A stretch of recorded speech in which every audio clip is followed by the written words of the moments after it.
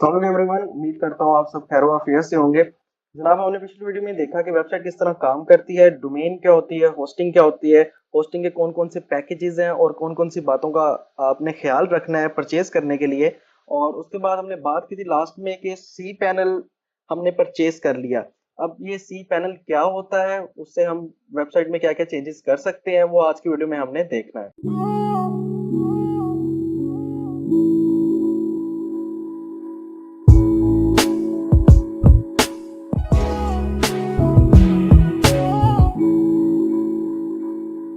तो दोस्तों, जब भी आप किसी भी वेब होस्टिंग कंपनी से होस्टिंग परचेज करते हो तो वो आपको कुछ परचेज करने के बाद कुछ ईमेल सेंड करती है।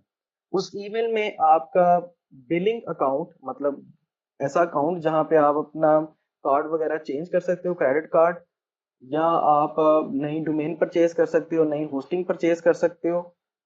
बिलिंग अकाउंट की इंफॉर्मेशन आपको सेंड करती है और उसके साथ साथ एक सी पैनल अकाउंट की इंफॉर्मेशन सेंड करती है। अब ये सी पैनल क्या है और इसको किस तरह एक्सेस करते हैं, वो आज की वीडियो में हम देखेंगे। लेकिन उससे पहले हम ये देखेंगे कि सी पैनल किस तरह बनता है और उससे होता क्या है।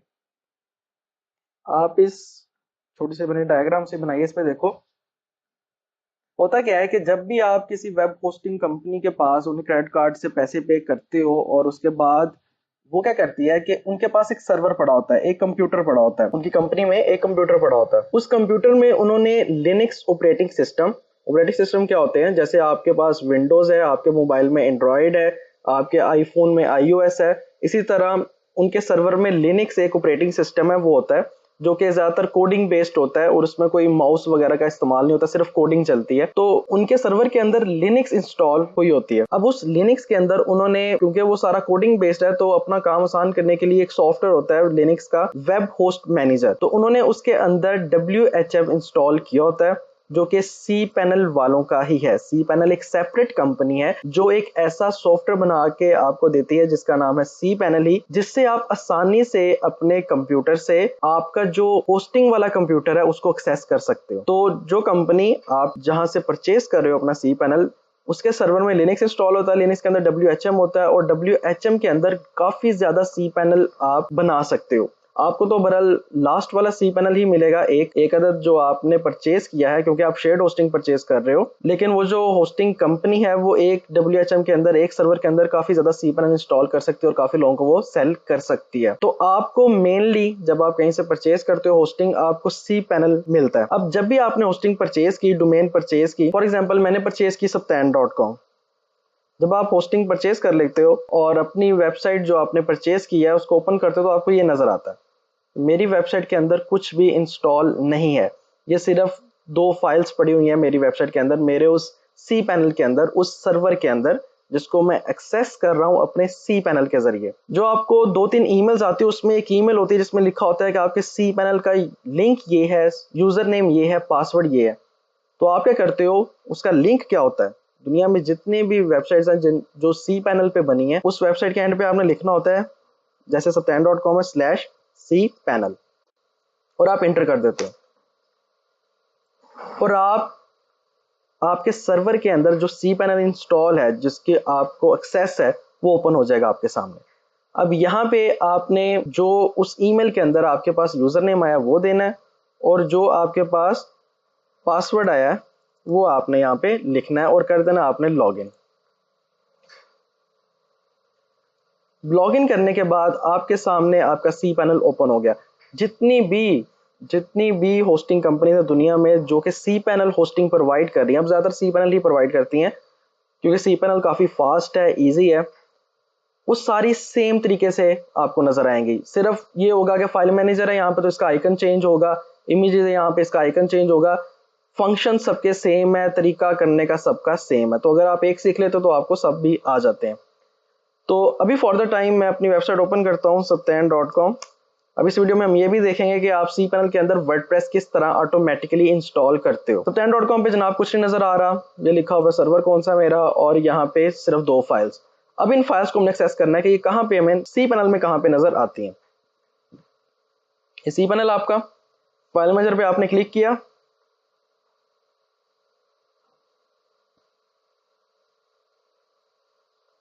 अब ये आपके पास कुछ फोल्डर्स आ गए। आपका जो वर्डप्रेस या आपका जो वेबसाइट की फाइल्स हैं वो कहाँ पे होती हैं? ये public_html।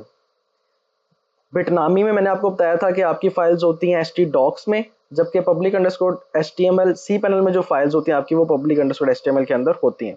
इसको आप डबल क्लिक करोगे, आपने यहाँ पे आइकन पे डबल क्लिक करना है, यहाँ पे डबल क्लिक नहीं करना। जो यहाँ पे करोगे तो ये रीनेम वाली ऑप्शन आ जाएगी, तो आपने यहाँ पे डबल क्लिक करना है और आपके सामने दो फाइल्स नजर आ रही हैं, एक फोल्डर एक file, CGI bin errorlog, CGI bin errorlog।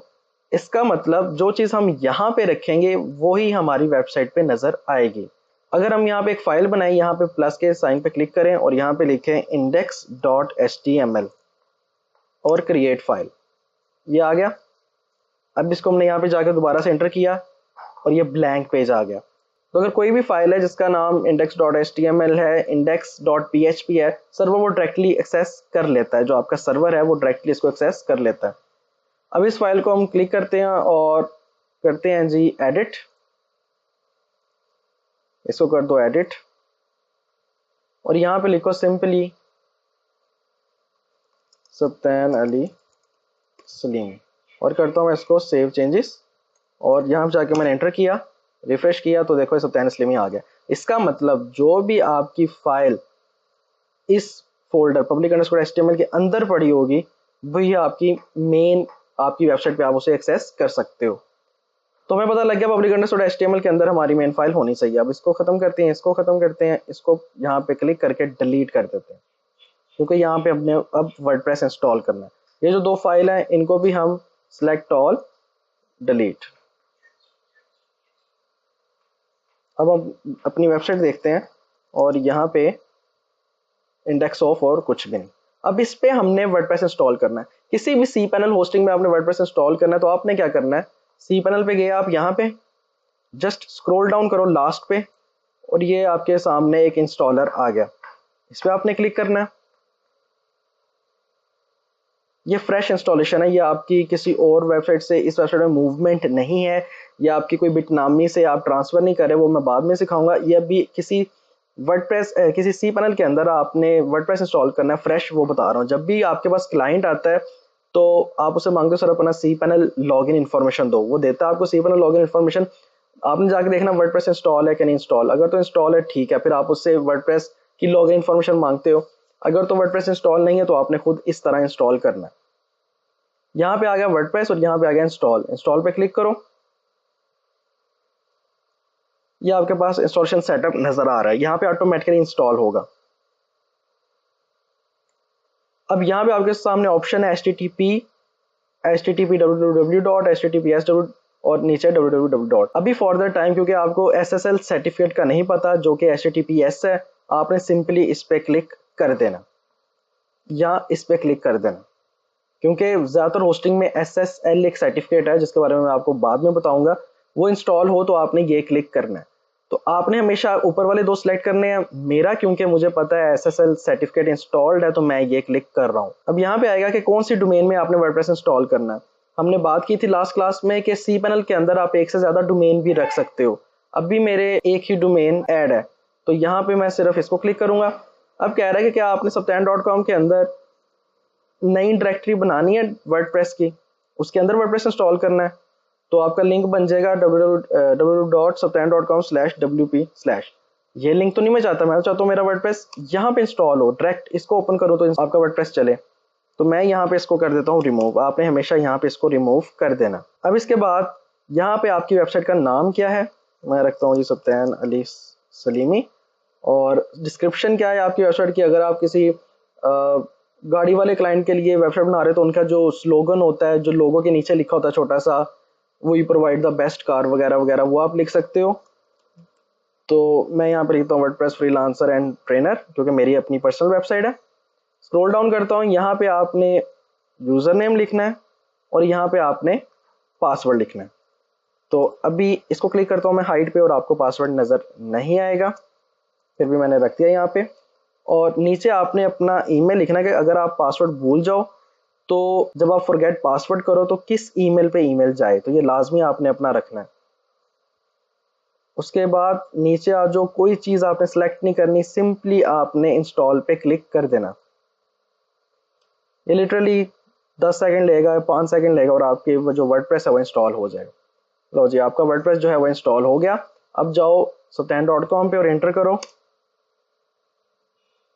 और ये आपका फ्रेश वर्डप्रेस, जैसे आप अपने कंप्यूटर में लोकल सर्वर बनाते हो बिटनामी का, फिर वर्डप्रेस इंस्टॉल करते हो, यहाँ पे आपके सामने ऑटोमेटिकली वर्डप्रेस नज़र आ रहा है। ये जो आपका ऑनलाइन सर्वर था ये वाला, इसके अंदर जो आपका सी पैनल था उसके अंदर आपका वर्डप्रेस इंस्टॉल हो गया। अब आप फाइल मैनेजर में जाओ और इसको करो रीलोड। जनाब आपके सामने 3 फोल्डर और बाकी फाइल्स नज़र आ रही हैं, सेम उसी तरह जैसे आपके बिटनामी में 3 फोल्डर और बाकी फाइल्स नज़र आती हैं। और इसके अंदर ये जो इंडेक्स की फाइल होगी, इंडेक्स की फाइल, ये फाइल यहाँ पे एक्सेस हो रही है। तो अगर आपने index.html बनाई थी तो वो आप डिलीट कर दो, क्योंकि यहाँ पे सिर्फ index.php जो वर्डप्रेस की है वो आनी चाहिए। और एडमिन पैनल पे अगर आपने जाना है तो Subtain.com/wp-admin, और यहाँ पे वही आप यूज़र नेम और वही आप पासवर्ड दोगे, और आपके सामने फ्रेश वर्डप्रेस इंस्टॉल हुआ पड़ा है। और आगे वही है जो पहली क्लास में मैंने आपको बताया कि आपने थीम कैसे इंस्टॉल करना है, पेजेस कैसे बनाने, पोस्ट कैसे बनाने, सारा कुछ सेम है। तो उम्मीद करता हूँ आपको इस वीडियो से कुछ नया सीखने को मिला होगा। मैं आपको मिलता हूँ इंशाल्लाह नेक्स्ट वीडियो में। टिल देन, अल्लाह हाफिज़।